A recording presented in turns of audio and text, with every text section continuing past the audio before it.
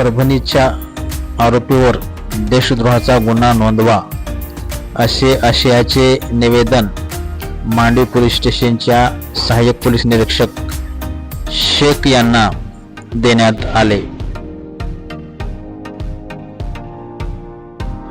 परभणी शहरातील डॉक्टर बाबासाहेब आंबेडकर यांच्या पुतळ्याजवळ असलेल्या संविधान पुस्तकाची तोडफोड करून अवमान करणाऱ्या समाजकंटकावर देशद्रोहाचा गुन्हा दाखल करून ज्यांच्या मागील सूत्रधार कोण आहेत हे शोधून आरोपीवर कडक कारवाई करण्यात यावी, आरोपीवर देशद्रोहाचा गुन्हा नोंदवा अशी मागणी केली आहे।